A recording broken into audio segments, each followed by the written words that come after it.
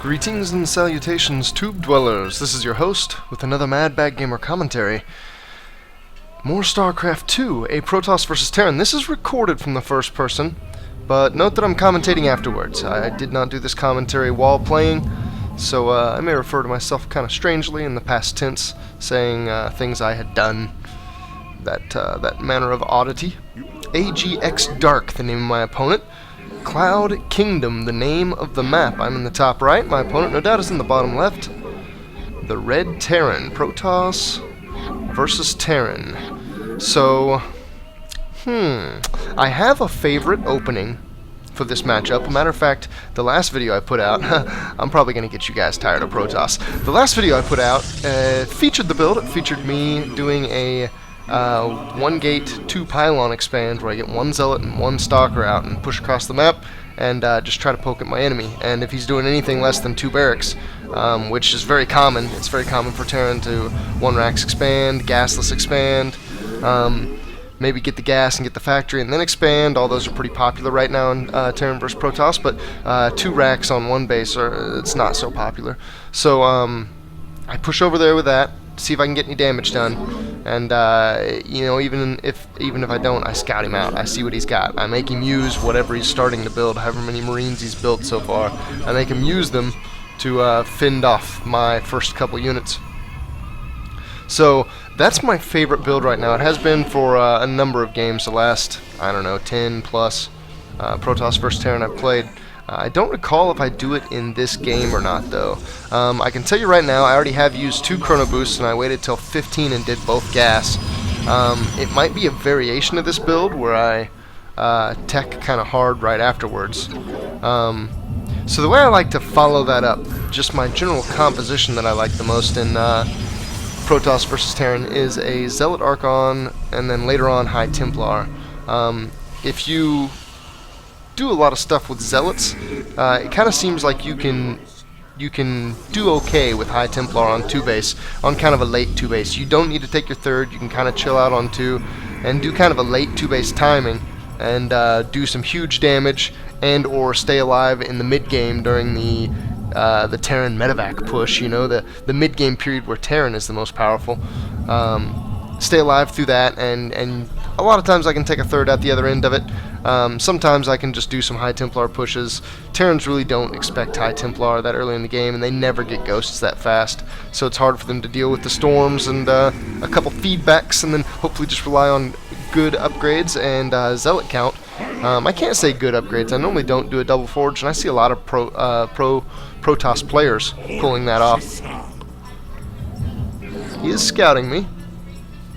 And of course my Zealot's never going to catch that SCV, but this first Zealot is going to go straight across the map anyway. And it looks like I am doing this 2 pylon build, so it looks like I'm food blocked right now, but this build plans to stop probes at 22 and to stop unit production after the Zealot and the Stalker. And I get this Nexus as fast as humanly possible, as fast as probably possible. And then I push across the map with well, let's see, am I going to push across the map? Oh, all of a sudden, mystery actions! I played this game probably a week and a half ago, so I don't know exactly what I did in it. This will be a little bit of a entertaining mystery view for me as well. That looks like a gateway, and there should be another gateway before I really get my probes going again, and all those will turn into warp gates before I get my next units again. It looks like he had a couple Marines. My Stalker's chasing him down. This is kind of nice. I'm getting damage on Marines early and he's not doing anything to me. I don't want the Stalker to be the focus, but my Zealot can take a little bit. His bunker's already up. Generally, if I get to his base and the bunker's finished, I can't do anything. However, that is a pretty early bunker. Terrans, whenever they do a 1 racks gasless expand, almost always get a bunker, even if they're doing like a 3 to 4 racks follow-up. They still normally get a bunker, but with as early as that was finished, it makes me think that he like rushed for the bunker. He didn't put the command center down first, but instead put the bunker down first. If that's the case, if he delayed the command center for the bunker, then he's probably not doing a macro build. He's probably doing something tech-oriented. So I'm going to do something that I don't like normally doing with this Zealot Archon style, and that's get a robotics facility. Anytime I don't know, anytime I can't pin him, if I would have went up there and saw 8 Marines, I would have been like, okay, 4 barracks, the other 3 just finished and produced the first Marine. But seeing like 4 or 5, that could still be like a 1 or 2 racks, and there's room for tech on that. So I'm going to get the robo, I'm going to be safe. I'm going to try to get in his base with an observer right off. Normally against Terran, I'll get a second observer as well, because where I want to invest the bulk of my army is going to be the cheap Zealots and Sentries to begin with, and I feel pretty confident in holding off most early Terran stuff pre-medevac with just Zealots and Sentries. Maybe a Stalker or 2, and then invest in my infrastructure. The first thing I want to do is get my gateway count up. I actually re-rallied my robotics facility for the second observer to go to the back of my main mineral line. In case a Banshee does come in, I want him to be in position. That would be the most likely place for a Banshee to come in, just because where my naturals front is that's where my army is going to be set. This is where I would have map position. This is where any average player would have all of his forces. That main mineral line is way further away from that than the natural mineral line, so if I were doing cloaked Banshee stuff, I would want to come in that one. Now I've got my safety observer out, I've got my scouting observer out. I'm going to focus on units for just a little bit in case he's got some combat shield timing push in here. Maybe like a combat shield and concussive shell, maybe right as soon as he gets like a 3 or 4 marauder count. I've seen Terrans do that, like pre-medevac, just before the medevacs come out. Or maybe if they do a heavy 4 barracks investment, you know, and put that push out and then tech to medevacs. A lot of times they'll kind of focus and bend their build around doing this little timing push. So I want to focus on units for a little bit, and then I really need to get kicking on my gateways. And it looks like this build could be optimized a little bit, and that may have been what I did in the last game versus Terran, where I ended up taking him out in like 6 minutes anyway. I have a lot of gas right now. That's not good. As a matter of fact, I might even be taking this natural gas early. It looks like I'm pretty perfectly saturated on minerals there, and I think my main is the same way. So I'm adding a forge and a gateway. I really think the gateway count should be a high priority right now, but the unit count too. So we're coming up on the Terran's timing for medevacs, pretty much regardless of the build. Even if he does like a Banshee opening, even if he does like a 4 racks opening, we're coming up on a period of time where he'll have a couple medevacs, which normally make Terrans feel safe to drop with one. And here is a great sign. I can see it on my minimap already. I think I'll go look at it here in a second. Yeah, and there you go, actually, 2 medevacs. That factory the Terran made is floating across my Xel'Naga watchtower right now. And it looks like I'm about to lose the unit on the Xel'Naga watchtower because I'm not watching him. I started my armor upgrade. It's good to see that right as soon as the forge is done. However, this is kind of an odd timing for it. My armor upgrade's not going to be done by the time this push hits. Now somehow I've messed up and gotten a gas probe in with my army. That's not ideal. What I'm trying to do with my army too is catch him before he gets in position in front of my base. So I don't know how many players do this, but whenever I push across the map to do an attack, I always stage my forces. I'll put most of my forces like right in front of his natural and leave him there for a second, make sure I do a production cycle, make sure all my macros okay, and then I'll go push in and pay attention to the battle. A lot of times when players do that, they will give the order to move across the map, but then we'll just, you know, leave them and not be watching them and doing the macro stuff. So a lot of times you can catch them off guard, somewhat like he's doing to me here. This drop is going to come into my mineral line. Now luckily, I don't think I've lost a single probe yet. I sent 1 zealot in that I warped in mainly just as a decoy, because I actually think it was 2 zealots, but even 2 zealots can't do anything to that. And I've brought a couple more stalkers up and warped a couple stalkers in, and then I also used my probes on the attack command there just to make sure that it would all be cleaned up pretty easily. I believe he got out with some of his infantry. My force fields did good work to him on the front, though. Having that sentry count early means that they had enough for, you know, a couple guardian shields and force fields. I say a couple because I like to pop like 2 guardian shields so they're in different places in my army, and generally will cover all the zealots. Sometimes I'll take my sentries, and instead of having them in my main control group and telling them to attack in, I'll have them just follow my zealots. And I'll just pop the Guardian Shield manually. That way they stay up close to him. I don't have to micro my sentries closer. That's a lazy tactic, though. I should probably just get used to grabbing them and giving them commands. Whichever ones have the Guardian Shields, moving them up. I have gotten a Colossi out since I didn't feel safe in the beginning and I went for the robotics facility. I figure I'll do a Colossi, I'll do a robotics-based follow-up instead of really jumping out to this side tech. And actually, I'm kind of passively going out to the Archon tech anyway. And here you see me adding on even more at a very late 14-minute 2-base. At this point in time, I should probably be prioritizing an expansion a little bit more. I should move my observer to his because I've got a feeling he's probably getting his expansion up, if not having it finished right now. And my gas is going to allow, because I got that geyser early, again, inoptimized build. I should not have had this gas this whole time. I could have gotten a stronger macro faster and probably had more zealots right now if I wouldn't have gotten that gas. Maybe have better infrastructure and maybe even getting that third expansion. Anyway, since I've got the gas though, I'm going to be using it on some High Templar before long. Yeah, matter of fact, right there, the Templar Archives goes down. My timing is impeccable. And I just sent a probe out to my third. That's the intent to expand. Always a good tactic is occupy your opponent whenever you're expanding. You should normally do it in a way where your expansion's still safe. But if you can occupy your opponent, then it'll take him longer to scout your expansion, and sometimes by the time he actually scouts it and then gets moving, you'll have time to even put up static defenses and be mining off of it. So it makes it harder for him to slide inside that window where you've invested in expansion, but the investment hasn't paid off yet. You know, you haven't gotten production off that expansion.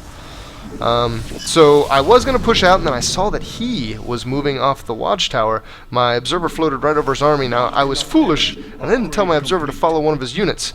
That's a good idea, even though a lot of times the Terran will see it. It's still a good idea. It looks like my positioning on it was pretty spot on anyway. I see right where he's pushing in from. Ooh, nasty. He's got Vikings tearing up my Colossi. He did not take one out, but it is almost dead, and I do not have enough stalkers to really combat that Viking count. Now, luckily, I am already getting Blink, so I started getting that when I saw in that first push right in the middle of the map. I had, like, I think 2 stalkers at that point in time, and that one Colossi that's in the yellow health almost died. I started getting Blink then, knowing that I was going to need, and I just got Blink. The research just completed. Oh, he killed a Colossi. I did not get a proportionate amount of Vikings dead either. That's nastiness. And all my stalkers are in the front. That's not ideal. I like that I'm spreading it to keep the arc. Anytime you have an arc, you have surface area. You have more surface area of units firing on your enemy. It's exacerbated with Terran, who have longer range on generally everything anyway. So even without the arc, their whole force gets to firing because the units in the back that can't quite reach your stalkers can still reach those zealots running up in the front. Of course, they generally need to run away, and if I could just force field behind them, they won't get that luxury.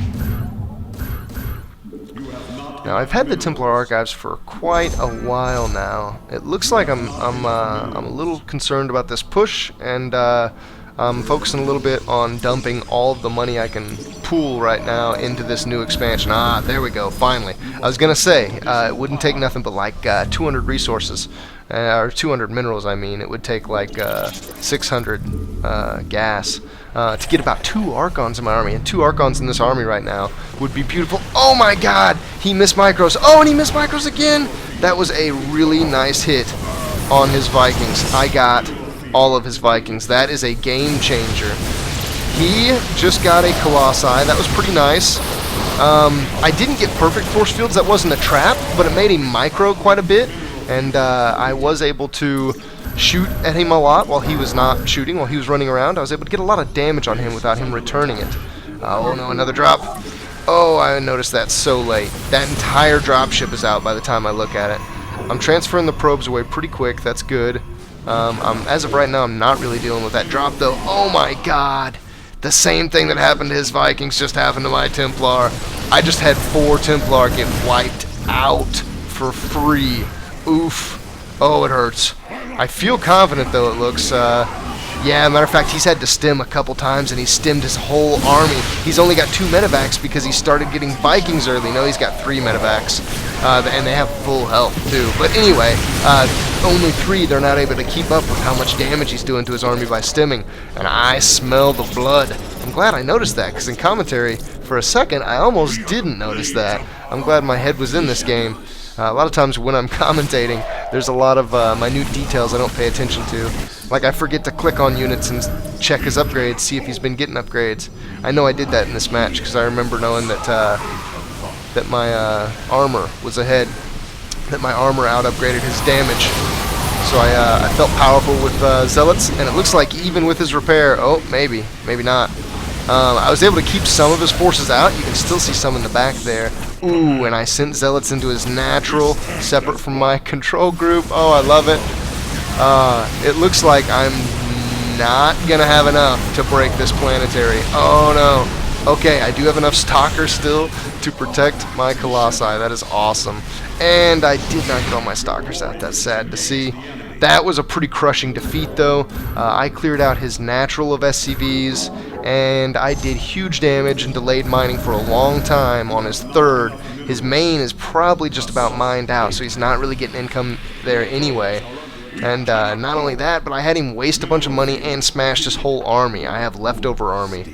So I'm in a great position, smashing Hulk-style type position.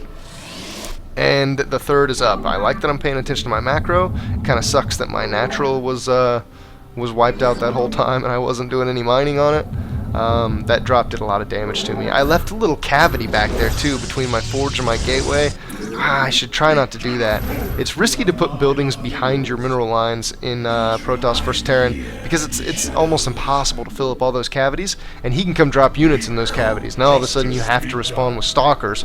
Your Zealots can't even get in there. A lot of times Zealots are great to warp in to sometimes even just delay a drop, warp in like 2 Zealots just to have them fire at something that's not probes. Lose probes so fast to medevac drops, to marine counts, stemmed marines, especially with upgrades, chew them apart.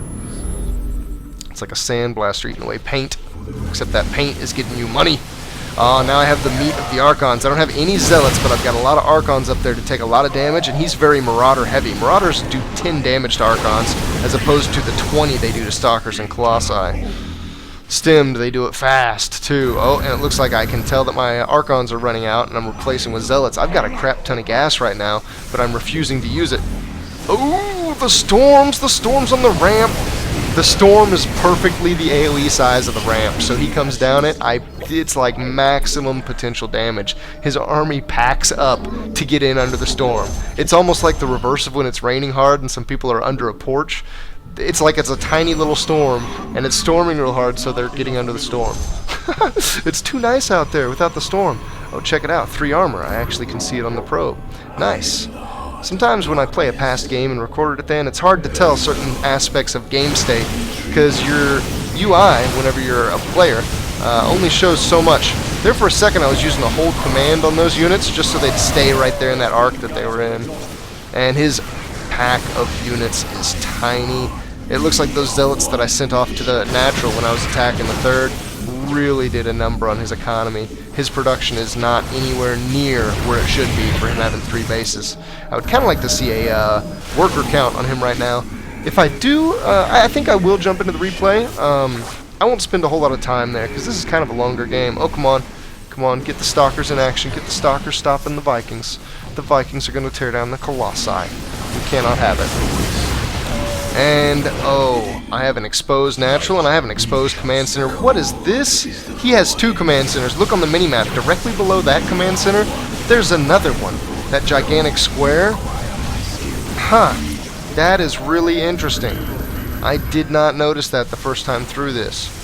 He had 5 command centers. There goes his natural one, so now he's down to 4.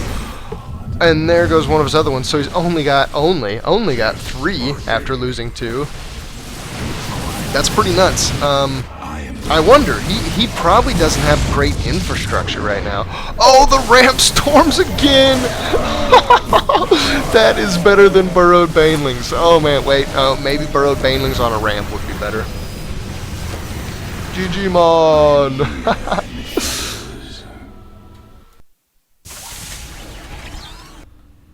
First real engagement of the game. He sits at the Zelnaga watchtower. I saw him move from his base with my observer. I get a drop on his medevac. He stems his entire army. 2 Vikings arrive on the battlefield at the same time I start Colossi production and begin the Colossi range research. As the first blood goes down, we are even on worker count. Well, he actually has one more than I. He has not started his third command center yet, nor have I started my third nexus.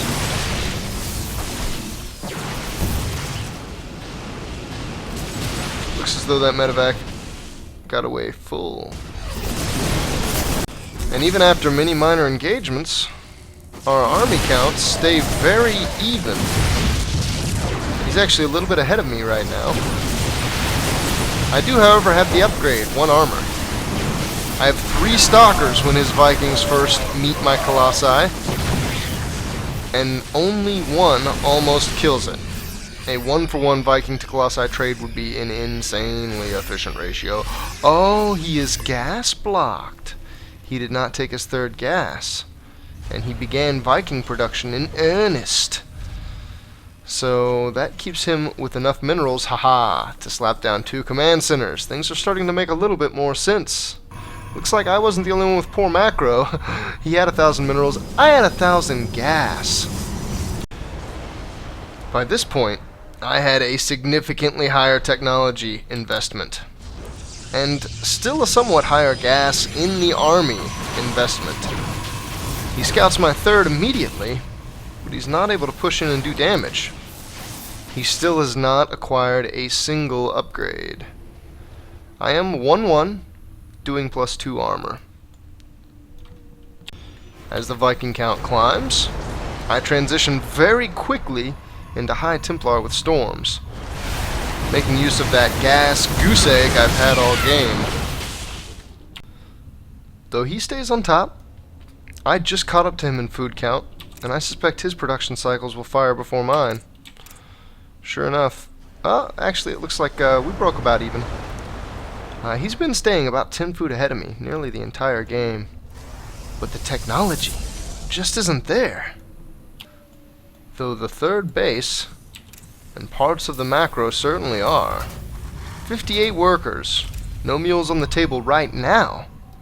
But with the command center total, orbital command even setting at 3, with a command center turning into a planetary fortress, he has, whoa, he has quite the opportunity for macro.